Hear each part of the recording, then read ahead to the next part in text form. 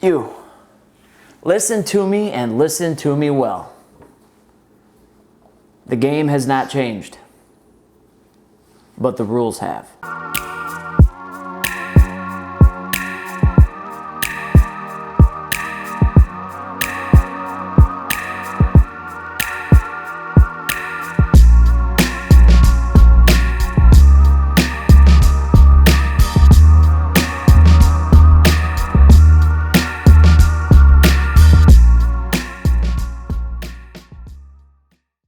Hey, ladies and gentlemen, welcome to the Brett Summer Show. It has been a while since we shot or filmed a show, and that is because we were actually doing stuff. So we didn't have time to fart around and shoot all these shows. But today we've got a good one that I think can help out a lot of people out there who may be suffering from what we're about to talk about. And that is victim mentality.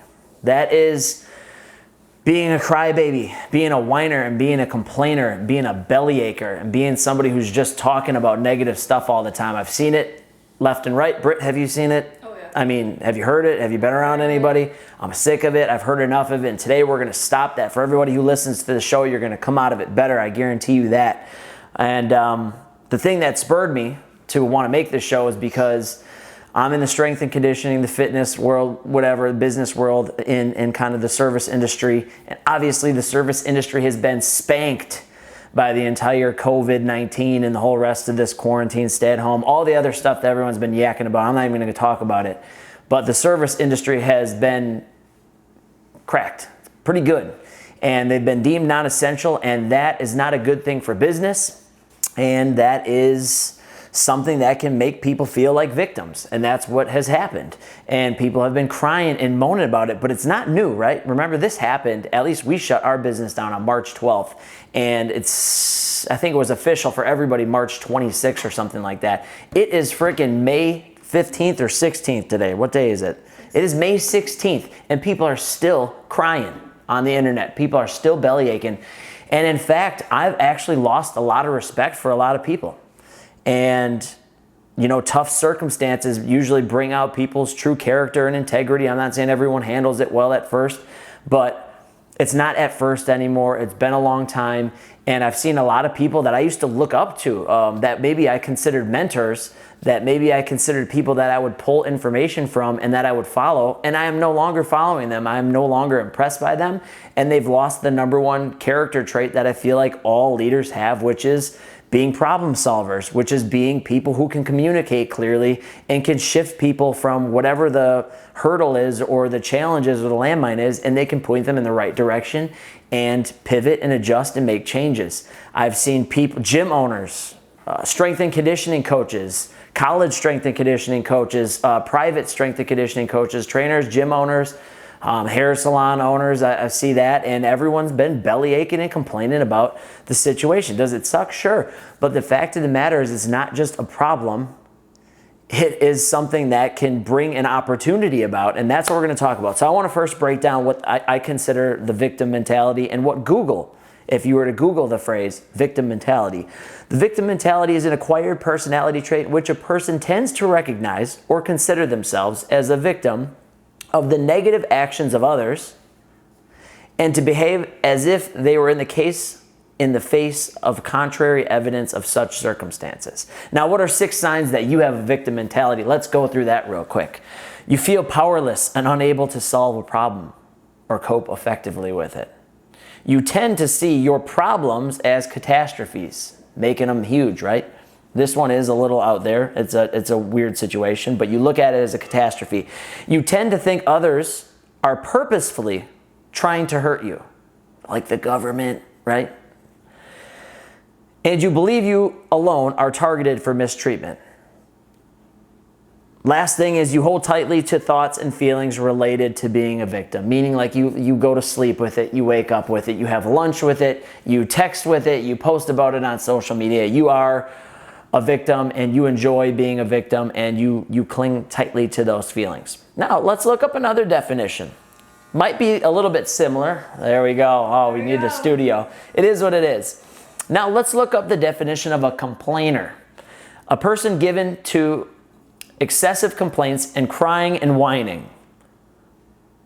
A person who gives in to excessive complaints and crying and whining. Synonyms: bellyache, crybaby, grumbler, moaner, sniveler, squawker, whiner. I don't think it gets any worse than that, folks. But here we go. Type of disagreeable person, unpleasant person, a person who is not pleasant or agreeable. Is that really how you want to be defined? Especially you gym owners out there, strength and conditioning coaches, you're supposed to be the damn leader. You're supposed to be the one who tells people that when they have a problem with their weight or a problem with their diet, that all they have to do is look for solutions. Yet you're going online and talking about the government and commenting on governors. You know, I've seen I used to look up to the dude, Zach Evanesh. He had the Ultimate Warrior. If you've watched wrestling in the 80s and 90s, you know who the Ultimate Warrior is. He had the Ultimate Warrior at his gym when he was still alive, training people and having guys like on the ground puking and training in the parking lot. But now he's begging the governor of New Jersey that he can train 5 people in his private gym. Train them outside, dude. Come up with a solution. Now, I'm going to give you one more because I thought it was interesting. So I think some people have never looked up these definitions. The definition of a crybaby. A crybaby is someone who cries very easily and complains a lot. Have you noticed how there's been carryover from each one, from a victim to a complainer and to a crybaby? A lot of the definitions have the exact same things in them, which I think it's kind of ironic. If you have a younger sister, you've probably called her a crybaby from time to time. You might be tempted to call someone whose feelings are very easily hurt, who is extremely sensitive and quick to burst into tears, a crybaby. Is that what you want to be like if you're a leader? I mean, and let's break down leader too. It's not just the gym owners and the strength and conditioning coaches. What about the parents? What if you're a parent? What if your kid follows you on Facebook or your Instagram account and they see that every day you're posting and you're complaining and you're crying about the circumstances that are going on right now? You know what I mean? I think it's funny that all these people, none of these people are in political positions of power either. Right. They haven't really done too much for the country that I know of, yet they're sitting here and talking about what types of laws should be in play. I'd love to see everybody else in the hot seat. Because it's easy to be like, oh, they should be doing this and they should be doing that, but they don't have all the different pressures. But in any event, I'm not going to go into politics and all that because that's not something I'd like to dabble in today. But now I'm going to look at 2 different words, and this is what I want you guys to reframe today. 2 different words: problem and opportunity. The definition of a problem: a matter or situation regarded as unwelcome or harmful and needing to be dealt with and overcome. Even in the definition of problem, it starts to talk about dealing with it and overcoming it. That's important. That's important to figure out because even problems should be reframed into something good. Again, problems should be looked at as opportunities. So let's break down the word opportunity real quick. A set of circumstances that make it possible to do something, right? So the problem, like let's break down Top Line, for instance. Top Line is a strength and conditioning gym, 6,000 square feet, all sorts of great equipment. Do big group training and circuit training and athlete training. And right now we are deemed non-essential. Okay, so that's the opportunity is there. What do we do? Well, we're sitting around and we're trying to figure out, first we work on stuff on the back end because we've been running a business for 11 years. So that first where you don't know and there's all that uncertainty, we didn't just sit on our hands. We got busy on improving different systems on the back end and marketing and pricing and some of these things that we haven't been able to adjust in a while. So we got proactive. Then last week, Thursday, I'm sitting there, I'm like, all I want to do is serve people. All I want to do is serve people. If you watch my video, I think our last video that we actually posted was me walking around the gym, an empty gym, equipment's all been borrowed to everybody, and I'm like, I don't care about the equipment, I don't care about the facility, I don't care about the turf, the walls, the paint, the TV screens, the cameras, I don't care about any of that. I just want to coach someone. I want to help someone. I want to improve someone in some way and in person, but at a safe distance.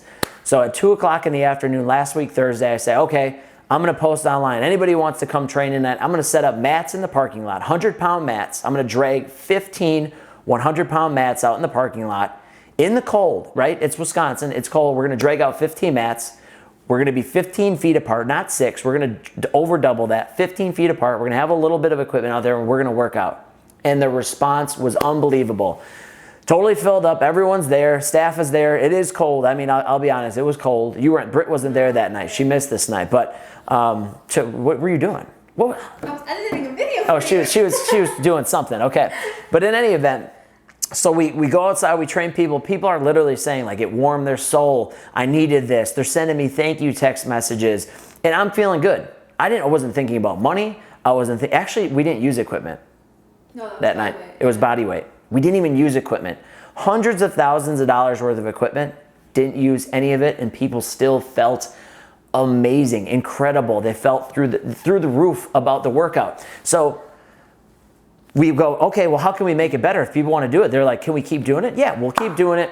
So we go online, Britt goes online, she makes drop-in, kind of like scheduling on the back. I don't even know how to describe it. Online booking, because it's not something we've done in the past. Turns out it's awesome. It holds people accountable. We know who's showing up. We can actually give them and deliver them a better experience when they show up. So now we know what weights to put out and who's going to be there and who's a rookie and who's a vet and who can handle a little bit more and who can't. So like it was an opportunity to get out there and do something incredible. Now, I'll be honest. If we were in, even in Indiana or Georgia, if we're going down a little bit further, we're in Tennessee, we're in California, we're in Florida, we're in Arizona, it would have been a non-issue from the day that it happened. I would have still continued coaching at a distance because the rule was 10 or at the time was no gatherings of 10 or more. 10, yeah. Boom, I'd have been hitting 10. I'd have just been, it's more work. It's a hell of a lot of work. It takes us 4 hours to set up for 90 minutes of training. It's crazy, right? Who cares? It is what it is right now. I'm not going to sit there and cry and bellyache like the rest of these coaches out there and say what you can't do. What can you do? Blake, our football coach, out on football fields. Dude's coached, I think this week, over 100 athletes. Easily, yeah. Over 100 athletes from Division I to high school. And it's like, I'm seeing us doing it and I'm seeing the clients being happy, but then I'm seeing all these people I used to look up to crying online, swearing. They just look pathetic. I mean, I even told this one guy, he owns a big gym. He's owned it since 1995 with world record power lifters. And I said, dude, why don't you go train people out in the parking lot? Stop belly aching. And he goes, I'm not going to have guys out there squatting 800 pounds, having people screaming steroid users at them. So these dudes can squat 800 pounds, but they couldn't handle a few steroid comments? I mean, come on. If you're squatting 800 pounds and you're walking around at 300 pounds shredded, you're probably on steroids anyways. You should be used to people yelling steroids at you. It is what it is. But at the end of the day, he's like, I'm not lugging a bench outside. He goes, I'm not lugging a 600-pound bench outside after he just said he squats 800 pounds. You can't win with these people, and that's the worst part. That's why I don't even engage in conversations with them or even appease any of it, is when you're a crybaby and when you're a victim and when you're a whiner and a complainer and all you're looking at is the problem, you're not even getting to the second definition of the problem, which is simply an unwelcome problem or situation that's harmful and needs to be dealt with and overcome. There's a lot of power in the word overcome, and there's a lot of power in the word opportunity, ladies and gentlemen, and that's what I want you to take out of this show today. I know some people that listen to this show, Joey Paschke, I know that Santino and Cool Whip, and some of these, Mom, right? Mom listens to the podcast. I think it's important for everybody out there to adopt this new mentality, right? The rules are new. You can only do this. You can only, you have this to work with and on this date, and then we're going to make, like, the rules are different, right? And in our business, now you have to register before you come in, and you can't just be walking around the gym touching everything, and you know what I mean? And you got to keep a safe distance to respect the people around you. It is what it is. That's the new rules. But the game is the same. The game is always going to have ups and downs. The game is always going to have challenges. The game is always going to have things that are difficult. They're going to be different, unwelcome, or harmful things that you are going to have to deal with and overcome. That is the game, right? So the game may have been altered a little bit, but it's kind of the same. It's the rules that are changing. So adapt, adjust, overcome. Make sure that you are looking at problems and you're looking at them. Just reframe it. It's an opportunity. What's it an opportunity for? It could be anything. I don't know what your business is. Maybe it's in hair, right? Oh, let's use a good hair example. My girlfriend, Michelle Sonor, Beauty by Michelle Sonor, if you're looking at this on Instagram, is a salon owner, and she just opened her salon. It's not like it's something that's been going for years. She just opened it. And she didn't just open some dump, some 1,100 square foot. No offense to anybody who's got a small spot. I actually really like really small businesses because the overhead's really low, especially in service. So don't neglect that. But she went big because I told her, go big, go big. 5,000 square foot salon, beautiful, neon lights and custom paint and YouTube room and education room and 9 different stations for stylists and custom lighting, and it's the whole 9. And guess what? Nobody can go into it. But what did she do during all of this? She has coached, I believe, 3 different hair classes online, Zoom. First one was about 70 people, 4 hair ones. 4 hair classes on techniques. She's also coached, she created a new program. She wrote an entire book. She created videos to go with all of them. And she sold out 2 different high-end, high-priced coaching programs where it was but it wasn't some week, 1-day thing. It was 7-day things, every day, fully immersive, starting from overcoming self-limiting beliefs all the way up to the final thing of actually growing and advancing your business to health and everything in between. So not this generic, hey, we're doing our 40-minute Zoom call, it's $200 and you get nothing, high end. And she also launched a mastermind program. And she's also, I believe, been trying to hire several new stylists, getting rid of some things in achievers, non-achievers that maybe weren't performing, and bringing new people onto the team.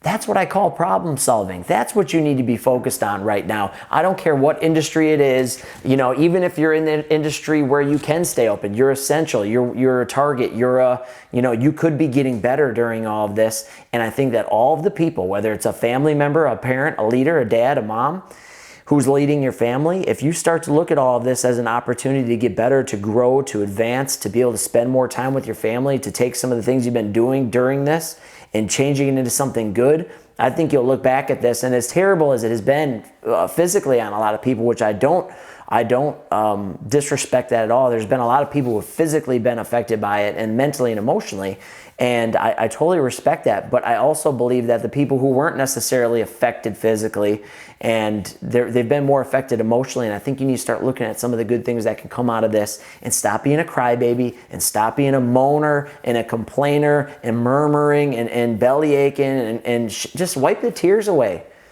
Especially for, isn't it sad though, when a big, strong dude, I mean, these dudes that I'm talking about are the same dudes that post videos of them squatting world records and bench pressing 500-600 pounds, and they're that physically strong, and emotionally they're that weak.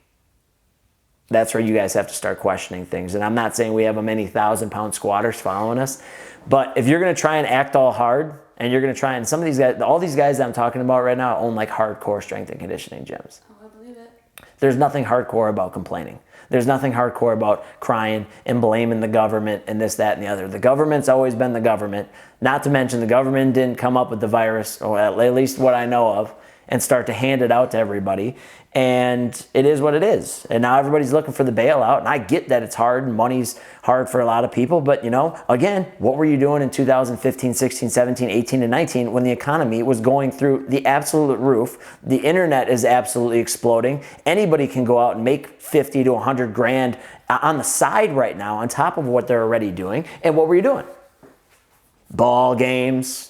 I mean, I know a lot of guys that watch every ball game, watching the fights, playing softball, golfing every weekend, going out on the boat, going fishing, going hunting, listening to the new Future album, listening to DaBaby. You guys, you're killing me. You guys are soft. You guys are the softest people in the world. Buying new gym equipment you didn't need for your facilities that were too expensive. If you couldn't afford it, don't buy it.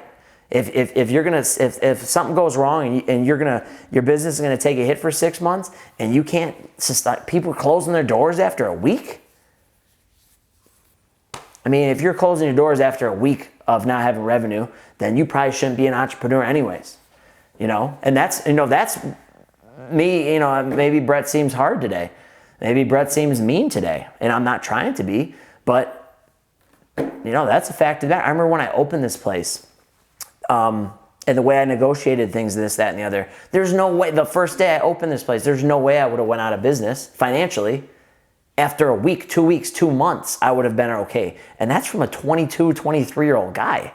I mean, come on, Don't complain about things that you had control over before, and now because of the situation, you're looking at yourself like a victim. But that's all I had for today, and it's off the cuff. I didn't have notes or anything like that other than Google here.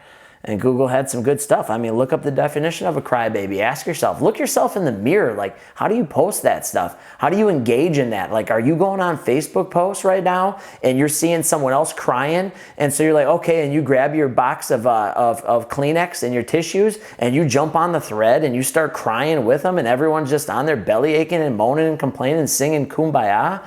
You've got to man up, woman up, whatever it is. You've got to, and it's tough, right? Because it's hard, but start to look at it and be like, where's the solution? Where's the opportunity? What can I exploit? Who can I serve? And right now, what the funny thing is more people are showing up to our workouts outside than they were when we were inside the big facility with all the expensive equipment. More people are excited to show up outside of the facility and train and get a good workout than they would be if they were to actually come in here. It's sad. Don't you think it's sad? Donovan's here, ladies and gentlemen. Don Julio. We're going to be getting down with Donovan in the next weeks. Hop on real quick. Hop on. You just hop on. Yeah, so we're talking about people belly aching and complaining. We got to keep the distance now. Yeah, we got to No, hop in a little bit. Is he in frame? Just a little bit. Are we both in frame yet? Oh, yeah. I like this. No, you're good. Is he good? Yeah. Yeah, but at the end of the day, give me your feedback off the cuff on belly achers and complainers. Well, they're not doing enough. I think that guys and gals that are always complaining, they're looking for someone to do the work for them. So yeah, absolutely. Do you deal with that? Because he's a college football coach and works with the strength and conditioning of the team. And do you see a lot of that with your athletes too? Coming up with reasons to bellyache and excuses? Because I think a lot of people, you and I talked about this the other day, a lot of people need accountability. Yes. It's not that they don't know what to do. Yep. Or not what's right, right, or what's wrong. They need someone to hold them accountable. So 100%. If you're not there to say this is what we're going to do and this is how it's going to happen, that's when you find yourself. But we were just talking about that yesterday. Somebody close to the heart, we know that if he ain't got somebody dragging him, he may not do it. Exactly. And I think that's a problem out there. Like fitness, everybody knows for fitness, right? What it takes. Stop eating bad food. And exercise. Yep, that's it. And water. Case closed. We'll see you later. But I had people come in yesterday that I hadn't seen in a while, and they're like, I haven't worked out once, and this whole thing ended. But now that this is going, they're like, we'll get back to it, and that's okay. I remember Gary Vaynerchuk said one time, and he goes, I was never getting in shape until I had a trainer. But he said once he had a trainer, he almost just didn't want to let his trainer down. And think of athletes, right? Like, with a good coach, they'll play. We watch Phil Jackson and we watch The Last Dance, and you think of Dennis Rodman. And, Phil Jackson, how does he deal with that? He let Dennis Rodman be Dennis Rodman. Mm-hmm. So Dennis Rodman would, because of that, I think that's the only reason Dennis Rodman kept going. True. He felt like he had some respect. Even though he was out there, Phil Jackson said, okay, if you need to go to Vegas, go ahead and do it. And take a day off, right? Yeah. Which is weird. But sometimes people will perform for the person who's holding them accountable, that father figure, mother figure, whoever it is. So if you need that, that's where a place like Top Line comes in. But don't sit and cry and complain and make excuses for why you're not able to do things, when right now you have opportunities to do it. All right, Dono, you're out of here. Yeah, I'll give you $100 later. It's $100 every time he appears. It's $100. That's his retainer fee. All right, Donald, we'll catch you on the flippy floppy. All right, see you. Yeah, ladies and gentlemen, as you can see, we're up here. It's Saturday right now. It's beautiful outside, 3:48. We could be anywhere in the world, but right now we wanted to do something that we thought might add some value and drop some tent for all you people out there who needed to be able to hear a message like this. So, simply put, change and reframe how you're looking at problems and start to look at them as opportunities and start to look for the solutions so that you can actually get your manhood or womanhood or whatever it is or parenthood back, because the sad fact of the matter is kids are not stupid. I don't care how old, like 6, 7, 8, 9, 10, 11, 12, and they're looking at that stuff and they'll remember it. Unfortunately, a lot of times they'll end up emulating that as they get older. So if they see mom and dad crying and complaining and talking about what the government needs to do or what the businesses need to do, guess what? the kids are going to start thinking that too. And unfortunately, it's going to take them getting around somebody like me sometimes to maybe shift their perspective and slap out all of the excuses and belly aching out of their system and try and wake them up to the reality that you can only control what you do. So someone hits you with their car, government tells you got to shut your business down. You know, somebody walks up and backhands you, you got to say, hey, if that person backhanded me, I should have blocked it. I should have been quicker. I should have been moving. Or I should have been big and strong enough looking maybe that they wouldn't even come and try and test me like that. You know, start to just take responsibility. Bad stuff happens, but just own up to it and then move on, carry on from that. But I wanted to get that point across today. I'm sorry it may have came across as hard, but I'm not really sorry at all, because sometimes I think that that's what needs to be put out there. And if everyone else can go out there and be a baby, then I can come on here and maybe be a little bit hardcore. So hope that guys helped you guys. How long did we go on this one? 26.